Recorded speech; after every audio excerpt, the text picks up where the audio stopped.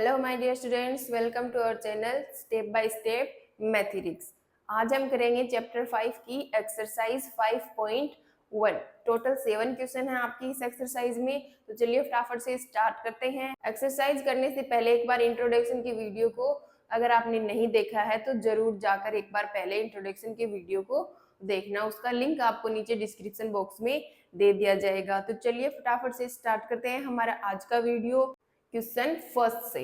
First question है which of the following statements are true and which are false, give reasons for your answer। ठीक है, ये जो statements given है ये ट्रू है या फॉल्स है ये बताना है और अपने आंसर का रीजन देना है। देखो फर्स्ट स्टेटमेंट है only one line can pass through a single point. क्या स्टेटमेंट है कि भाई ये कोई सिंगल पॉइंट है, एक ही पॉइंट है, उससे क्या सिर्फ एक ही लाइन पास हो सकती है। देखो हम चेक करेंगे, भाई ये पॉइंट है, सिंगल पॉइंट है ये, ठीक है। अब इस पॉइंट से क्या एक ही लाइन जा सकती है?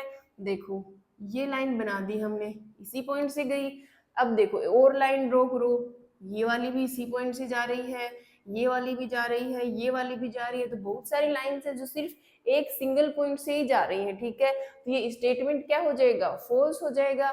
भाई एक ही लाइन थोड़ी ना है जो इस पॉइंट से जाएगी, बहुत सारी लाइंस है, इनफाइनाइट लाइंस है जो एक सिंगल पॉइंट से पास होती हैं, गुजरती हैं। तो स्टेटमेंट हो जाएगा अपना फॉल्स। स्टेटमेंट में बोल रहा है कि ओनली वन लाइन, की सिर्फ एक ही लाइन है जो सिंगल पॉइंट से गुजरती है। लेकिन देखो यहाँ पे देखो सिंगल पॉइंट है, उससे तो बहुत सारी लाइनें गुजर रही हैं, तो स्टेटमेंट हो गया फॉल्स। रीजन क्या देंगे? As infinite lines, as infinite line can pass through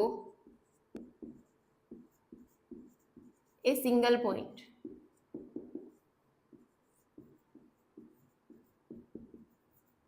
ठीक है कि भाई इनफाइनाइट लाइन हो सकती है जो इस सिंगल पॉइंट से होकर गुजरेंगी। अब देखो second statement, there are an infinite number of lines which pass through two distinct point. ठीक है, इस बार क्या है कि टू डिस्टिंक्ट पॉइंट्स गिवन है, दो अलग अलग पॉइंट्स गिवन है थोड़ी कुछ दूरी पे। अब उन पॉइंट से होकर कितनी लाइन है? Infinite number of lines, infinite lines है जो दोनों पॉइंट से होकर गुजरेंगी। देखो एक पॉइंट ये है, एक पॉइंट ये है, ये बी पॉइंट है, ये ए पॉइंट है, तो इन दोनों से होकर एक तो ये लाइन गुजरेगी। बाकी कोई भी लाइन हम ड्रॉ करेंगे वो सिर्फ एक ही पॉइंट से गुजरेगी, दोनों से नहीं गुजरेगी। देखो अगर इस पॉइंट से ड्रॉ करने की कोशिश करेंगे तो वो ऐसे जाएंगी लाइंस, और इससे ड्रॉ करने की कोशिश करेंगे तो इस तरीके से जाएंगी। ठीक है, सिर्फ एक ही पॉइंट से गुजर रही है, दोनों से एक साथ नहीं गुजर रही। तो दो डिस्टिंक्ट पॉइंट है, कुछ दूरी पर अलग अलग दो पॉइंट्स हैं, उनसे सिर्फ एक यूनिक लाइन होती है जो दोनों से पास होती है। ठीक है, लेकिन स्टेटमेंट में क्या बोल रहा है कि दो जो डिस्टिंक्ट पॉइंट्स हैं उन पे कितनी लाइंस पास होती हैं? Infinite number of lines. तो स्टेटमेंट क्या हो गया? गलत हो गया अपना। अब देखो रीजन क्या देंगे? Postulate number one. Postulate number one यही था ना कि दो डिस्टिंक्ट पॉइंट्स होते हैं तो उनसे एक यूनिक लाइन होती है जो उनसे गुजरती है। तो क्या वो लिख देंगे यहाँ पे? पोस्टुलेट नंबर फर्स्ट क्या था उसका स्टेटमेंट भी लिख देंगे। चलो लिख ही देते हैं। क्या स्टेटमेंट है पोस्टुलेट नंबर वन का? एज ओनली यूनिक लाइन या फिर only one line can pass through two distinct points.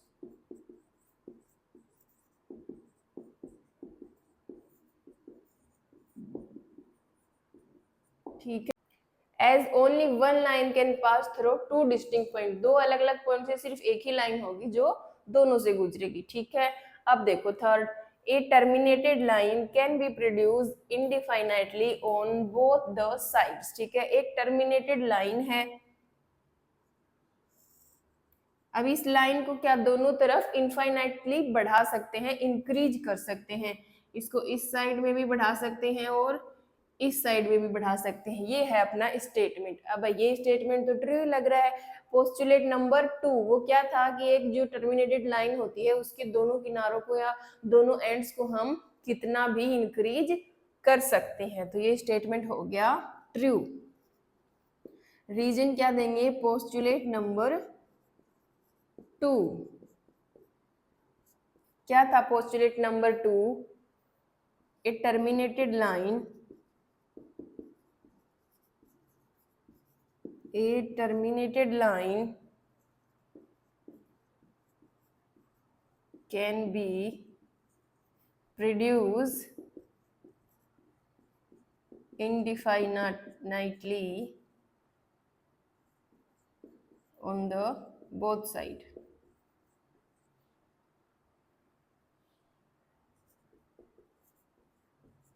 ठीक है, अब देखो next, if two circles are equal then their radius are equal. दो सर्कल्स क्या हैं, अगर दो सर्कल्स इक्वल हैं तो उनकी रेडियस भी क्या होती है, इक्वल होती है। भाई देखो, एक ये सर्कल है ए, एक ये वाला सर्कल है बी, अगर ये दोनों सर्कल इक्वल हैं तो एक दूसरे के कोइंसाइड हो जाएंगे। भाई एक के ऊपर एक रखेंगे, अगर दोनों इक्वल हैं तो नीचे वाला छुप जाएगा, पूरी तरीके से कवर हो जाएगा, ऊपर वाला दिखाई देगा। ठीक है, तो जो चीजें इक्वल होती हैं वो कोइंसाइड भी होती हैं।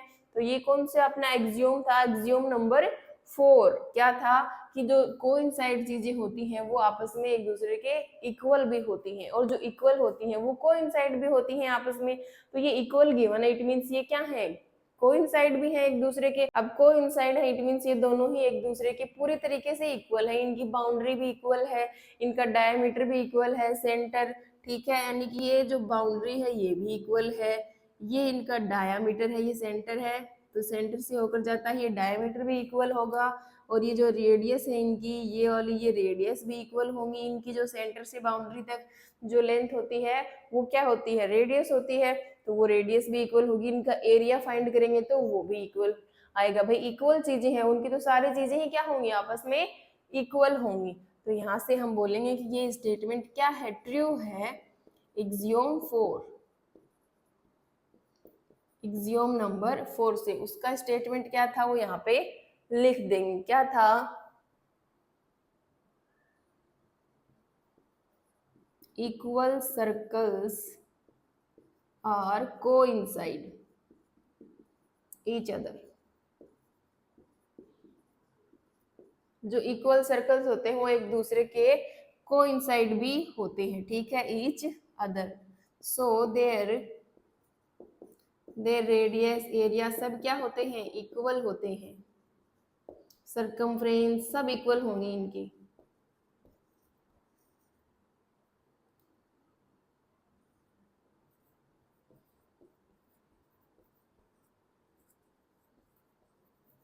ठीक है, देखो equal circles are coincide each other. ठीक है, दोनों जो सर्कल्स होते हैं वो कोइंसाइड होते हैं, वो इक्वल होते हैं, और इक्वल होते हैं वो कोइंसाइड होते हैं। So their radius, area, circumference are equal. ठीक है, उनकी सारी चीजें क्या होती हैं, इक्वल होती हैं। अब देखो last, if A B equals to P Q, ये वाली ए बी है वो इस पी क्यू के इक्वल है, and P Q equals to X Y, ये पी क्यू है ये एक्स वाई के इक्वल है, then A B equals to X Y, तो ए बी है वो एक्स वाई के इक्वल होगी। ये स्टेटमेंट क्या है, ट्रू है। को कैसे ट्रू है, देखो एक्सियोम नंबर फर्स्ट,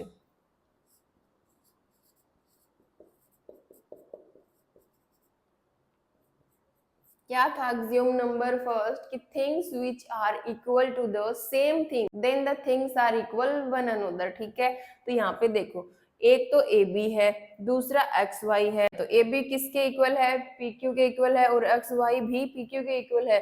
तो ए बी और एक्स वाई दो ऐसी चीजें हैं जो सेम चीज के इक्वल है, पी क्यू क्या है, दोनों में सेम है ना, तो दोनों ऐसी चीजें हैं ए बी और एक्स वाई जो सेम चीज के इक्वल है, तो ये आपस में इक्वल हो जाएंगी, A B equal X Y हो जाएगा। ठीक है, तो ये स्टेटमेंट ट्रू है। कैसे, एक्सियोम नंबर फर्स्ट से क्या था, things which are equal to the same thing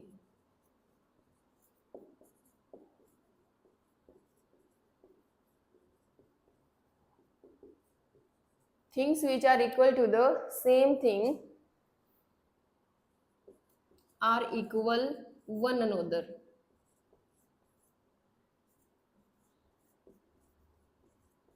ठीक है, दो चीजें जो किसी सेम चीज के इक्वल होती हैं वो आपस में भी एक दूसरे के इक्वल होती हैं। ये था एक्सियोम नंबर फर्स्ट। ठीक है, तो सारे स्टेटमेंट को ट्रू फॉल्स बता दिया और रीजंस भी दे दिए। ठीक है, अब करते हैं सेकेंड क्वेश्चन।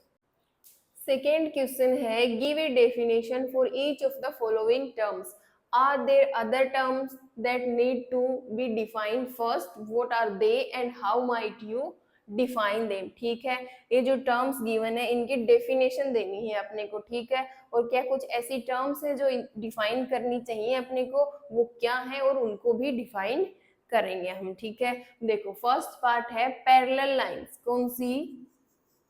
Parallel lines. अब पैरेलल लाइंस कौन सी होती है? देखो लाइन तो हमने पढ़ी है, क्या होती है? ये एक लाइन है, ठीक है, एक्स लाइन है। ठीक है, ये एक लाइन है। ठीक है, दो पॉइंट्स हैं, दो एंड पॉइंट्स हैं, इन दोनों को ज्वाइन करेंगे एक स्ट्रेट लाइन से तो क्या बनेगी? एक लाइन बन जाएगी। अब लाइंस की बात हो रही है, इट मींस दो लाइंस। ये है वाई। ठीक है, तो एक एक्स लाइन है, एक वाई लाइन है। अब ये पैरेलल कब होंगी? पैरेलल होंगी जब इनके बीच की जो डिस्टेंस है वो कांस्टेंट रहेगी हर पॉइंट पे। ठीक है, देखो इनके बीच की डिस्टेंस ये वाली, यहाँ पे भी, ये सारी जो डिस्टेंस है ना वो कांस्टेंट रहेगी हर पॉइंट पे। पैरेलल का मतलब क्या होता है कि जो दो लाइंस हैं उनके बीच की डिस्टेंस है वो हमेशा कांस्टेंट रहेगी। ठीक है, कभी भी चेंज नहीं होगी, वो पैरेलल होती हैं आपस में। और हम ये भी बोल सकते हैं कि जिनका कोई कॉमन पॉइंट नहीं होता। भाई इन दोनों लाइनों का कोई भी कॉमन पॉइंट नहीं होगा, ये इनको कितना भी आगे बढ़ाओ ये जो है एक दूसरे के साथ किसी भी पॉइंट पे इंटरसेक्ट नहीं करेंगी, कोई कॉमन पॉइंट नहीं होगा इनका। ठीक है, दोनों साइड में बढ़ा सकते हैं हम, लेकिन ये दोनों साइड्स में से किसी भी साइड में एक दूसरे को इंटरसेक्ट नहीं करेंगे, किसी भी पॉइंट पे एक दूसरे से नहीं मिलेगी, कोई कॉमन पॉइंट नहीं है इनका। इनके जो बीच की डिस्टेंस है वो हमेशा कांस्टेंट ही रहेगी। ठीक है, तो हम डेफिनेशन कैसे लिखेंगे? Two lines having no common point,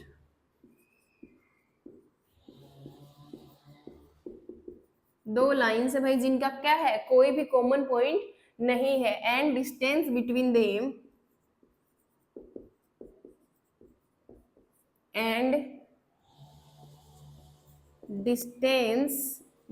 them are constant. उन दोनों के बीच की डिस्टेंस कितनी है? हमेशा कांस्टेंट है। वो लाइंस क्या होती हैं? Are parallel lines. Parallel lines. ठीक है, ऐसी लाइनें, ऐसी दो लाइनें जिनका कोई भी कॉमन पॉइंट नहीं है और जिनके बीच की डिस्टेंस हमेशा कांस्टेंट रहती है, वो क्या होती हैं? आपस में पैरेलल लाइंस होती हैं। अब देखो सेकेंड पार्ट क्या है? Perpendicular lines. Perpendicular lines it means एक दूसरे के ऊपर दो ऐसी लाइनें जो एक दूसरे के साथ 90 डिग्री का एंगल बनाएंगी। दो लाइनें, जैसे एक तो ये लाइन हो गई और एक ये लाइन हो गई, ये एक्स लाइन है, ये वाई लाइन है। ठीक है, ये एक्स लाइन है, ये वाई लाइन है, दोनों के बीच का जो एंगल है वो कितना है? ये वाला एंगल 90 डिग्री का है। ठीक है, तो 90 डिग्री का एंगल बना रही है दोनों लाइनें एक दूसरे के साथ। ठीक है, तो ऐसी टू लाइंस जो क्या फॉर्म करती हैं? एक 90 डिग्री का एंगल फॉर्म करती हैं एक दूसरे के साथ, तो वो लाइनें क्या होती हैं? आपस में परपेंडिकुलर होती है। ठीक है, तो क्या बोलेंगे? Two lines form A 90 degree angle with each other. एक दूसरे के साथ क्या बनाए? 90 डिग्री का एंगल बनाए, तो वो क्या होंगी? परपेंडिकुलर होंगी। Two lines formed an 90 degree angle with each other are called perpendicular.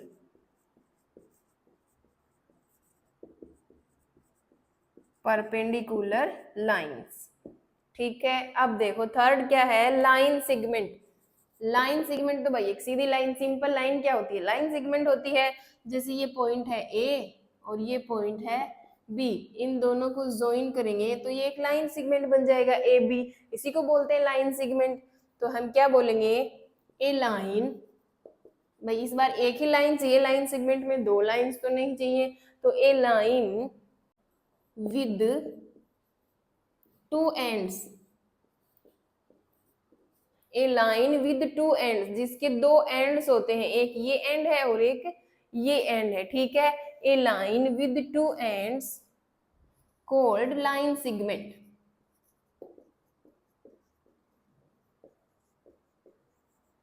ठीक है भाई, एक ऐसी लाइन जिसके दो एंड्स होते हैं, ठीक है, वो क्या होती है, लाइन सेगमेंट होती है, सिंपल, ठीक है। दो पॉइंट्स हैं, उन दोनों पॉइंट्स को जोड़ने वाली लाइन लाइन सेगमेंट, जिसके दो एंड्स पॉइंट होते हैं वो लाइन सेगमेंट होती है, एक स्टार्टिंग पॉइंट और एक एंडिंग पॉइंट, ठीक है। अब इसके दो पार्ट्स और हैं, पहले इसको रफ कर लेते हैं, बाद में उनको भी कर लेंगे।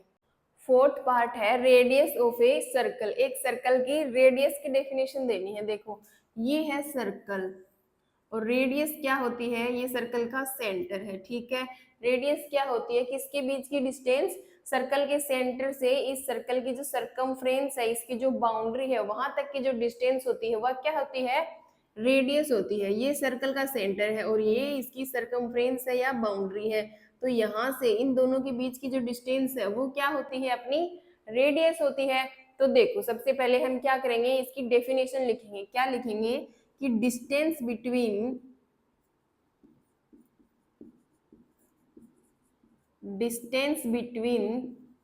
The centre of the circle, and the circumference of the circle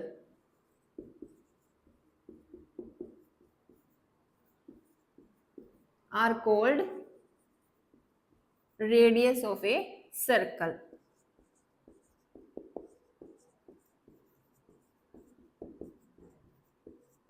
क्या हो गई definition, distance between the centre of the circle and the circumference of the circle are called radius of a circle. Circle के centre से उसके circumference के बीच की distance radius होती है एक सर्कल की, ठीक है। अब देखो next square. Square it means, square किस टाइप का होता है, देखो ये वाला होता है स्क्वायर, जिसकी जो चारों लेंथ होती है वो क्या होती है, इक्वल होती है, ठीक है। और ये जो एंगल्स है ना, इंटीरियर एंगल्स, ये सारे 90 डिग्री के होते हैं, इट मींस राइट एंगल होते हैं, ठीक है। सारे क्या है, ये 90 डिग्री के एंगल्स हैं। तो ये होता है अपना स्क्वायर। तो जिसकी फोर साइड्स होती है वो क्वाड्रिलेटरल होता है। तो ऐसा क्वाड्रिलेटरल जो इक्वल साइड्स का है और जिसके चारों एंगल्स, या भी ऐसा बोल सकते हैं कि ईच एंगल राइट एंगल होता है, 90 डिग्री का हो, तो वो क्या होगा अपना, वो क्वाड्रिलेटरल, वो स्क्वायर होगा, ठीक है। तो डेफिनेशन इस तरीके से लिखेंगे, ए क्वाड्रिलेटरल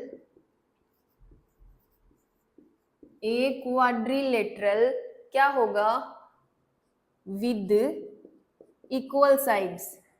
ऐसा क्वाड्रिलेटरल जिसकी साइड्स क्या हैं, इक्वल है। भाई ये चारों साइड्स क्या है, इसकी इक्वल है, सेम है, ठीक है।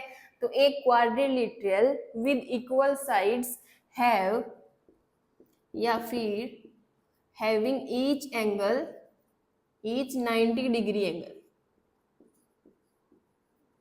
ठीक है भाई। सारे एंगल्स क्या है, 90 डिग्री के हैं, तो वो क्वाड्रिलेटरल क्या होता है, आर कॉल्ड स्क्वायर। समझ में आया, a quadrilateral with equal sides having each 90 degree angle are called square, ठीक है। जिसकी सारी साइड्स इक्वल हो और सारे एंगल्स 90 डिग्री के हो, वो क्वाड्रिलेटरल अपना स्क्वायर होता है। क्वाड्रिलेटरल जिसकी फोर साइड्स होती है वो क्वाड्रिलेटरल्स होते हैं, तो फोर साइड्स है तो ये क्वाड्रिलेटरल ही है। तो ऐसा क्वाड्रिलेटरल जिसकी साइड्स भी चारों इक्वल हो और एंगल्स भी सारे 90 डिग्री के हो, तो वो अपना क्या होता है, वो स्क्वायर होता है, ठीक है। अब देखो, अब करते हैं थर्ड क्वेश्चन। नेक्स्ट क्वेश्चन है, consider two postulates given below. ये दो पोस्टुलेट गिवन है अपने को, ठीक है। फर्स्ट क्या है, given any two points A and B. दो पॉइंट्स गिवन है A and B, there exist a third point C which is in between A and B. It means एक तीसरा पॉइंट है सी जो ए और बी के बीच में लाई करता है, ठीक है। देखो ये पॉइंट है अपना ए और ये पॉइंट है बी, ठीक है। अब एक पॉइंट है सी जो इन दोनों के बीच में लाइन करता है, ठीक है। 2 पॉइंट्स है ए एंड बी, और वहां पे एक तीसरा पॉइंट एग्जिस्ट करता है सी, जो कहाँ पे है, in between A and B, A और बी के बीच में कहीं पर है, ठीक है। ये है अपना फर्स्ट पोस्टुलेट। अब बात करते हैं सेकेंड वाले की। सेकेंड क्या बोल रहा है कि देयर एग्जिस्ट एटलीस्ट 3 पॉइंट्स, कि यहाँ पे कम से कम कितने हैं, 3 पॉइंट्स हैं, ठीक है।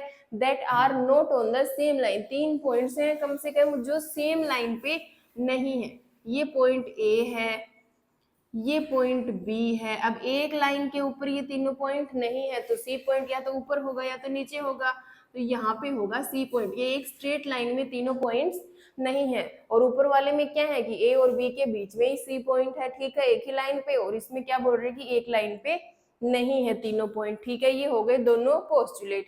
अब देखो, do this postulates contain any undefined term, क्या भाई ये जो दोनों पोस्टुलेट है इनमें कोई अनडिफाइंड टर्म है, और दे कंसिस्टेंट, और क्या ये पोस्टुलेट कंसिस्टेंट है, इट मींस कि ये पॉसिबल है कि नहीं है। Do they follow from Euclid's postulate, क्या ये यूक्लिड के पोस्टुलेट को फॉलो करते हैं, एक्सप्लेन, अपने को बताना है। तो देखो हमने स्टेटमेंट तो पढ़ ही लिए दोनों पोस्टुलेट, एक में 2 पॉइंट है ए बी और उनके बीच में पॉइंट है सी, और एक में बोल रहे हैं कि 2 पॉइंट है, 3 पॉइंट है टोटल ए बी सी, लेकिन तीनों सेम लाइन के ऊपर नहीं है। यहाँ पे देखो कोई ऐसी टर्म है क्या जो अनडिफाइंड है। देखो यहाँ पे कौन सी चीजें आई हैं, एक तो भाई पॉइंट्स के बारे में बोला गया तो पॉइंट आए हैं, दूसरी लाइन के बारे में बोला गया तो लाइन आई है। तो ये लाइन और पॉइंट क्या है, अनडिफाइंड टर्म्स है यहाँ पे, ठीक है। तो हम यहाँ पे लिखेंगे यस,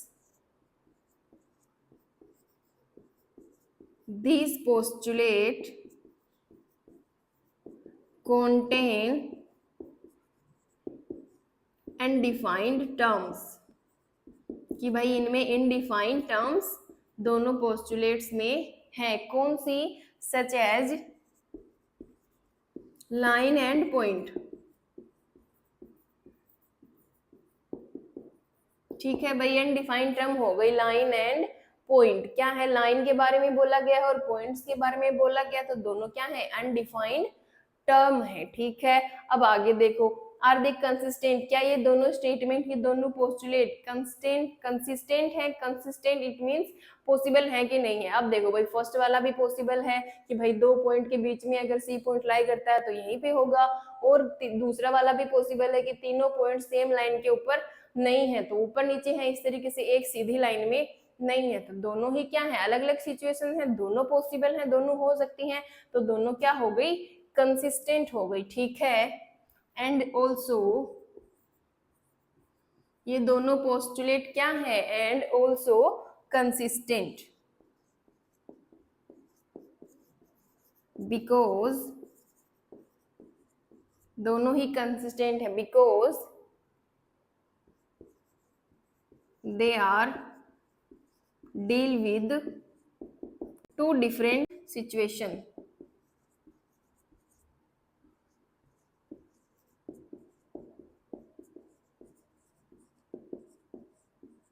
ठीक है। दोनों पोस्टुलेट्स क्या है, कंसिस्टेंट है, क्यों है, because they are deal with 2 different situation. Whereas देखो फर्स्ट वाला क्या है, फर्स्ट पोस्टुलेट है वो क्या बोल रहा है,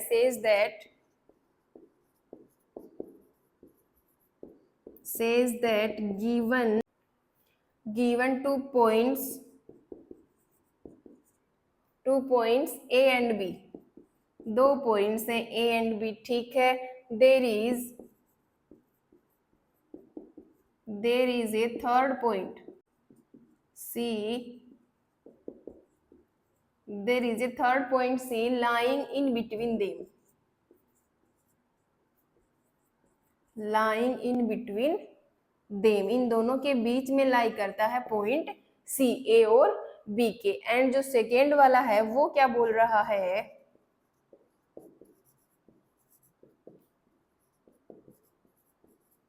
given 2 points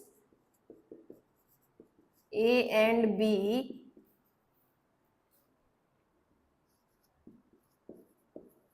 you can take point C not lying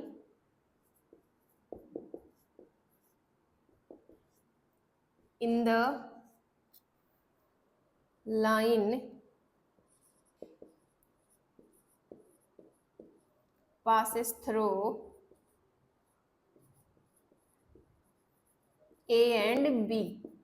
ठीक है, says that given 2 points A and B, you can take point C not lying in the line, उस लाइन के ऊपर नहीं है पॉइंट C, जो क्या करती है, passes through A and B, जो A और B से होकर लाइन जाती है, उस लाइन के ऊपर पॉइंट C नहीं है। ये सेकेंड वाला पोस्टुलेट है। और फर्स्ट वाला क्या है कि जो पॉइंट C है वो A और B के बीच में है, उसी लाइन के ऊपर है। ठीक है, अब देखो आगे क्या पूछा है क्वेश्चन में, do they follow from Euclid's postulate, क्या ये यूक्लिड पोस्टुलेट्स को फॉलो करते हैं? भाई यूक्लिड के कितने पोस्टुलेट्स थे?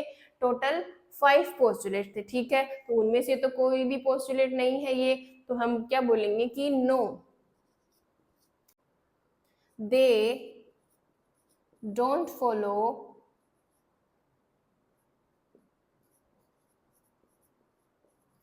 From, they don't follow from Euclid's postulate. ठीक है, ये यूक्लिड के पोस्टुलेट को फॉलो नहीं करते, दे फॉलो एक्सियोम्स,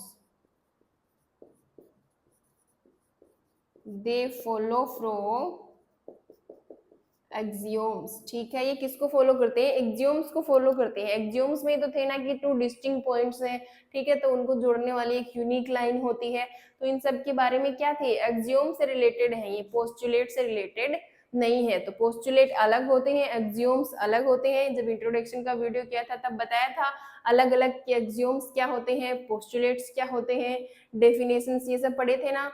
तो ठीक है, ये अपने क्वेश्चन हो गया कंप्लीट। इसमें लैंग्वेज लिखनी थी, ठीक है, तो ध्यान से क्वेश्चन को पढ़ना और समझना और अपने अकॉर्डिंग कुछ भी लैंग्वेज आप लिख सकते हो। ठीक है, देखो ये 2 पोस्टुलेट गिवन है। ठीक है, एक गिवन है कि 2 पॉइंट है, उनके बीच में तीसरा पॉइंट लाई करता है, दूसरा है कि तीनों पॉइंट सेम लाइन पे नहीं है।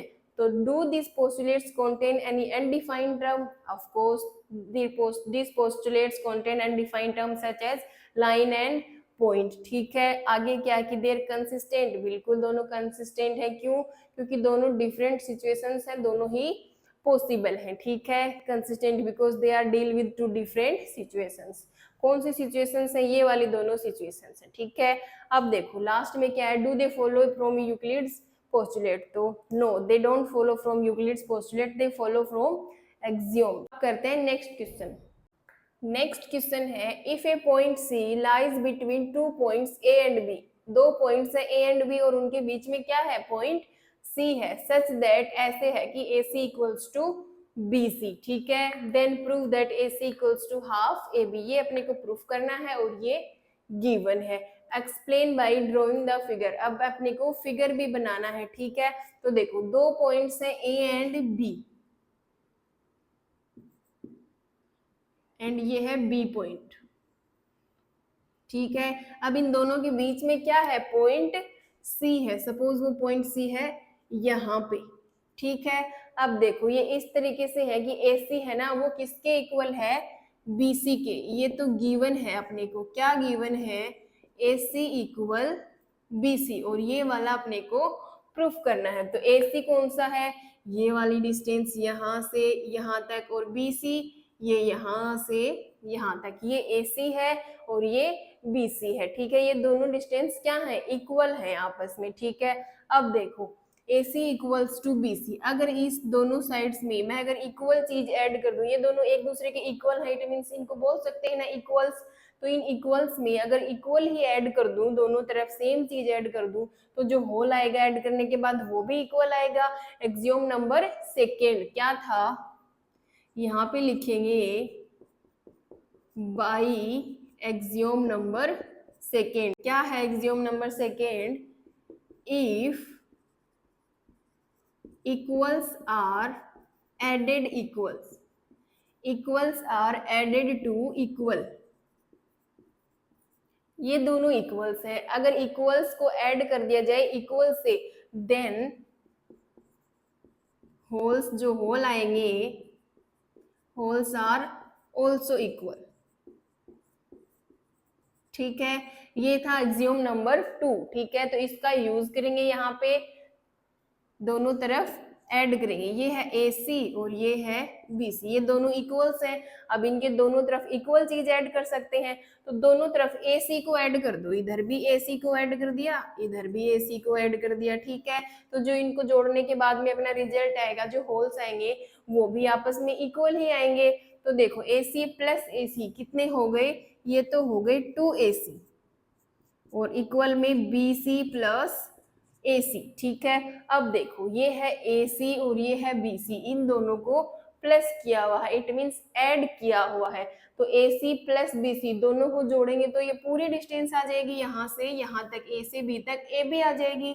देखो हम AB जो पूरी डिस्टेंस है A से B तक, उसको कैसे लिख सकते हैं, टुकड़े करके लिख सकते हैं, AC प्लस BC। भाई A से C तक और C से B तक पूरी डिस्टेंस क्या है, AB है, तो AB की जगह पे AC प्लस BC लिख सकते हैं, ठीक है। तो देखो यहाँ पे BC plus AC plus BC given है, तो इसकी पूरी की जगह पे AB लिख सकते हैं ना। देखो ये हो गया 2AC एज इट इज, और इक्वल इसकी जगह पे पुट कर दिया AB, ठीक है भाई। इन दोनों को डिस्टेंस को ऐड करेंगे तो पूरी डिस्टेंस AB ही आएगी, तो इनकी जगह पे AB पुट कर दिया। अब ये 2 और AC दोनों मल्टीप्लाई में है, इट मींस यहाँ से अगर AC की वैल्यू फाइंड करेंगे तो ये जो 2 मल्टीप्लाई में है आगे जाकर डिवाइड में चला जाएगा, तो ये आ गया। अब इसको लिख सकते हैं 1/2 और ये AB। अब देखो यही प्रूफ करना था क्या, AC इक्वल 1/2 AB, आ गया ना, AC इक्वल 1/2 AB, ठीक है, समझ में आया। देखो दो पॉइंट्स हैं AB और उनके बीच में पॉइंट है C, तो AC इक्वल BC गिवन है, फिर एक्सियोम सेकेंड का हमने यूज किया, दोनों तरफ AC को ऐड कर दिया, तो ये तो 2AC बन गया, और इन दोनों को ऐड करेंगे तो AB आ जाएगा, और वहां से AC की वैल्यू 1/2 AB आ जाएगी, ठीक है। अब करते हैं फिफ्थ क्वेश्चन। फिफ्थ क्वेश्चन है इन क्वेश्चन 4, इसमें क्या बोला गया कि क्वेश्चन 4 में क्या था कि point C is called a mid point of line AB, ये AB लाइन थी और उसके बीच में पॉइंट C था क्वेश्चन 4 में, तो उसमें क्या है कि ये C है, इस AB लाइन का मिड पॉइंट है, ठीक है। देन अपने को प्रूफ करना है every line segment has one and only one mid point, कि जो एवरी लाइन सेगमेंट होता है ना वो क्या है, उसका सिर्फ एक ही मिड पॉइंट होता है, ये अपने को प्रूफ करना है, ठीक है। तो देखो जब ये C क्वेश्चन 4 में AB का मिड पॉइंट था तब रिजल्ट क्या आया था, हमने क्या प्रूफ किया था, AC इक्वल्स टू 1/2 AB, ये वाला स्टेटमेंट हमने प्रूफ किया था, ठीक है। अब देखो ये इसका मिड पॉइंट है, अब अपने को प्रूफ करना है कि सिर्फ एक ही मिड पॉइंट हो सकता है एक लाइन का, ठीक है। तो हम लेट करेंगे कि इस लाइन के कितने मिड पॉइंट्स हैं, 2 मिड पॉइंट्स है, एक और ले लो मिड पॉइंट, यहाँ पे पॉइंट हो गया D, तो C और D दोनों ही क्या है, इस AB लाइन के मिड पॉइंट है। क्या लेट करेंगे, let AB have 2 mid point,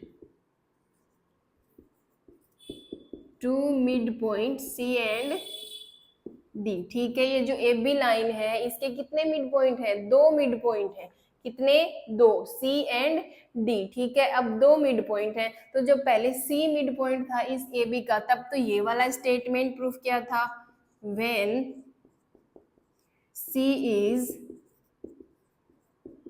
mid point of AB, then कौन सा स्टेटमेंट ट्रू है, AC इक्वल्स टू 1/2 AB, ये हो गई अपनी इक्वेशन नंबर फर्स्ट। अब हमने D भी इसी का मिड पॉइंट लिया है, तो दूसरा स्टेटमेंट क्या बनेगा, when D is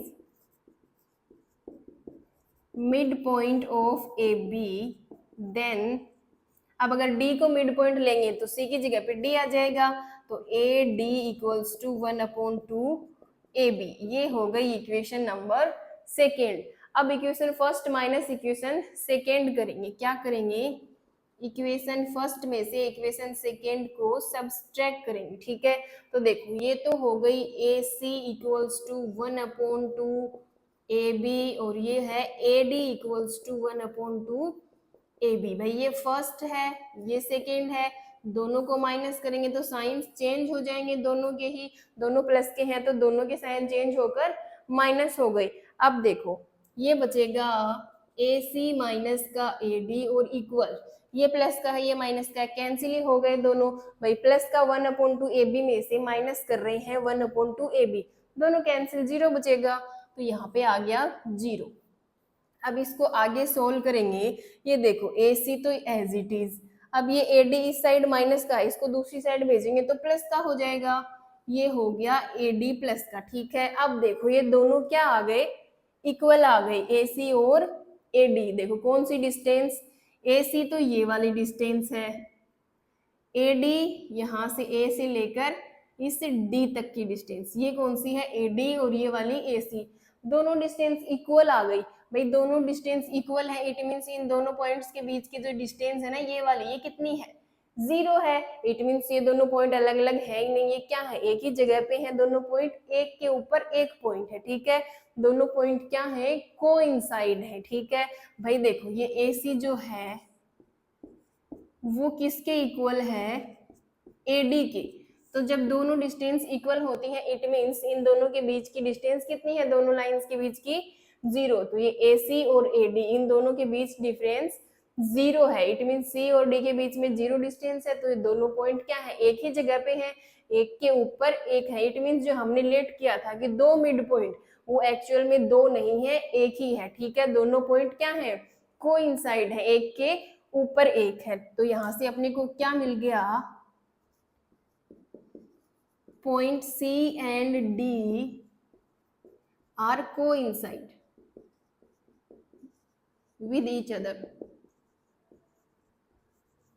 दोनों पॉइंट्स क्या है, एक दूसरे के साथ कोइंसाइड है। कोइंसाइड है इट मींस दोनों पॉइंट क्या है, इक्वल है। तो यहाँ पे C इक्वल्स D, तो पॉइंट C और पॉइंट D दोनों ही क्या हो गए, इक्वल हो गए। इट मींस दोनों ही एक ही पॉइंट है, तो इस लाइन सेगमेंट का एक ही मिड पॉइंट हो सकता है। तो यहां से हम लिख सकते हैं hence every line segment have one mid point, one and only one mid point. ठीक है भाई, ये जो लाइन सेगमेंट होते हैं, एक लाइन सेगमेंट का एक ही मिड पॉइंट होता है। ठीक है, अब करते हैं नेक्स्ट क्वेश्चन। नेक्स्ट क्वेश्चन है if AC equals to BD, ये डायग्राम गिवन है क्वेश्चन में, AC equals to BD given है, then prove that AB equals to CD। देखो भाई A से C तक ये वाली डिस्टेंस और B से D तक ये दोनों तो इक्वल है। प्रूफ क्या करनी है, जो AB है वो किसके इक्वल है, CD के इक्वल है। देखो सबसे पहले क्या करेंगे, ये जो AC है इसको क्या लिख सकते हैं, ये A से लेकर ये वाली डिस्टेंस जो है C तक, इसके दो टुकड़े कर सकते हैं, AB प्लस BC। भाई ये यहाँ से यहाँ तक AB प्लस B से लेकर C तक BC, दोनों डिस्टेंस को ऐड करेंगे तो पूरी आ जाएगी AC। ठीक है, अब जो है BD की जगह पे क्या लिख सकते हैं, देखो B यानी कि यहाँ से लेकर B से लेकर D तक ये पूरी डिस्टेंस, इसके भी दो टुकड़े कर सकते हैं, एक तो ये वाली BC और दूसरी C से D तक, दोनों डिस्टेंस को ऐड करेंगे BC प्लस CD, तो पूरी डिस्टेंस आ जाएगी B से D तक की। ठीक है, अब देखो गिवन क्या है क्वेश्चन में, गिवन है AC जो है वो BD के इक्वल है, ये गिवन है और ये वाला प्रूफ करना है। ठीक है, अब देखो AC इक्वल BD गिवन है, तो AC की जगह पे ये वाला लिख सकते हैं, दोनों इक्वल है, तो इसकी जगह पे हमने लिख दिया AB plus BC equal, BD की जगह पे ये वाला स्टेटमेंट लिख सकते हैं, ये क्या है BC प्लस CD। अब देखो ये तो as it is AB plus का BC, अब इस BC को इस साइड लेकर आएंगे तो ये इधर प्लस का है, दूसरी साइड आकर माइनस का BC हो जाएगा, और इक्वल में क्या बचेगा, CD बचेगा। भाई ये इस साइड चला गया तो क्या बचा, CD। अब देखो ये BC प्लस का है, ये माइनस का है, दोनों कैंसिल, इधर से बचेगा AB और इक्वल में बच गया CD। अब देखो यही प्रूफ करना था, AB इक्वल्स टू CD, ये हो गया अपना आंसर। ठीक है भाई, AB AC और BD इक्वल गिवन है और ये वाला प्रूफ करना है, तो जो ए सी है पूरी डिस्टेंस है उसके 2 टुकड़े कर सकते हैं, इसी तरीके से बी डी जो पूरी डिस्टेंस है उसके भी 2 टुकड़े कर सकते हैं। ठीक है, अब करते हैं इस एक्सरसाइज का last question number 7। Last question है why is axiom 5 in the list of Euclid's axioms considered a universal truth. ठीक है, जो यूक्लिड के एक्सियोम्स है 5 एक्सियोम्स उनको यूनिवर्सल ट्रूथ में कंसिडर क्यों किया गया है। ठीक है, कैसे वो यूनिवर्सल ट्रूथ है ये एक्सप्लेन करना है अपने को। आगे गिवन है note that the question is not about the fifth postulate. अब ये क्या नोट गिवन है कि ये जो क्वेश्चन है ये पोस्टुलेट के बारे में नहीं है, किसके बारे में है, एक्सियोम्स के बारे में। ठीक है, एक्सियोम्स और पोस्टुलेट डिफरेंट होते हैं। पोस्टुलेट 5 अलग थे और ये एक्सियोम्स थे टोटल 7, वो अलग थे। तो एक्सियोम 5 नंबर क्या था, सबसे पहले तो एक्सियोम 5 लिखते हैं। एक्सियोम नंबर 5 क्या था, वो एक्सियोम क्या स्टेटमेंट था कि the wholes are greater than the parts. The holes are greater than the part। ठीक है, ये स्टेटमेंट है कि जो होल होते हैं वो ग्रेटर देन होते हैं, बड़े होते हैं उसी होल के पार्ट से। ठीक है, अब भाई ये जो स्टेटमेंट है ये यूनिवर्सल ट्रूथ है, क्यों है, देखो हम इसको एक्सप्लेन करेंगे। होल्स इट मींस कोई भी एक आप ऑब्जेक्ट ले लो। ठीक है, फॉर एग्जांपल ये एक रोटी है, पिज्जा, बर्गर, कुछ भी ले सकते हो। ठीक है, अब ये पूरा है, होल है। ठीक है, इसमें से कुछ भी हमने हटाया नहीं है, तो ये बड़ा होगा किससे, इसके एक पार्ट से। अब अगर इसका एक पार्ट निकाल लें हम इस तरीके से, यहाँ से इसका एक पार्ट निकाला हमने, ये पूरा था, फिर इसका एक पार्ट कट कर लिया, एक टुकड़ा निकाल लिया हमने, तो जो पार्ट निकाला है उसको उस पूरे से कंपेयर करेंगे तो पूरा जो है होल है वही बड़ा आएगा उस पार्ट से। ठीक है, तो यही बोला है कि जो होल है वो ग्रेटर देन होता है किससे, पार्ट से। तो अब ये जो है वर्ल्ड की कोई भी चीज ले लो आप, उसके ऊपर लागू हो जाएगा। ठीक है, कोई भी आप चीज लोगे, एनीथिंग इन द वर्ल्ड, पूरे वर्ल्ड में किसी भी चीज के ऊपर ये कॉन्सेप्ट आप लागू कर सकते हो। भाई कोई भी चीज हो उसका जो पूरा होगा, होल होगा, वो उसके पार्ट से तो बड़ा ही होगा, चाहे इसका छोटा पार्ट लो चाहे बड़ा पार्ट लो, लेकिन कुछ तो पार्ट में मिसिंग होगा जो पूरे में है। ठीक है, अब इसका बड़ा पार्ट लेंगे हम, ये होल है। ठीक है, ये बड़ा होगा किससे, इसके, ये तो छोटा पार्ट था, अब बड़ा पार्ट लेके चेक करेंगे। ठीक है, तो इस तरीके से हमने एक इसका ये वाला बड़ा वाला पार्ट भी ले लिया। ठीक है, तो ये बड़ा पार्ट है, फिर भी ये होल क्या है, इससे बड़ा है। देखो इसमें कुछ तो कमी है ना, कुछ पार्ट कम है, क्वांटिटी कम हो गई, लेकिन इसमें पूरी क्वांटिटी है। तो वर्ल्ड की सारी चीजों के ऊपर ये एक्सियोम जो है सही साबित होता है। ठीक है, तो एनीथिंग इन द वर्ल्ड, पूरे वर्ल्ड में किसी भी चीज के ऊपर ये कॉन्सेप्ट लागू हो जाएगा कि the wholes are greater than the parts. It is true for, ये सब सारी चीजों के लिए क्या है, ट्रू है। It is true for anything in any part of the world.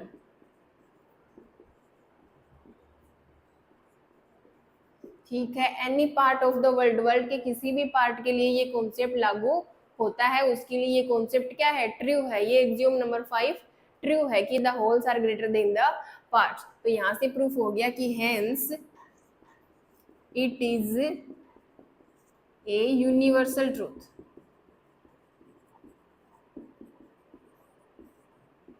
ठीक है, तो ये प्रूफ हो गया कि ये यूनिवर्सल ट्रूथ ही है, ये वर्ल्ड की कोई भी चीज के लिए, कोई भी चीज की किसी भी पार्ट के लिए ये कॉन्सेप्ट अपना लागू होता है। ठीक है, तो ये था लास्ट क्वेश्चन आपकी एक्सरसाइज 5 का। 5.1 एक ही एक्सरसाइज थी और उसके सारे क्वेश्चंस भी हमने कंप्लीट कर लिए हैं। आई होप आपको अच्छे से समझ में आए होंगे। फिर भी डाउट्स आ रहे हैं तो कमेंट बॉक्स में पूछ सकते हैं, और जिनको अच्छे से समझ में आ गए हैं तो वीडियो को लाइक करें, शेयर करें अपने दोस्तों के साथ और चैनल को सब्सक्राइब करें। नेक्स्ट वीडियो में हम इस चैप्टर के एग्जाम्पल्स करेंगे। Till then take care and bye bye.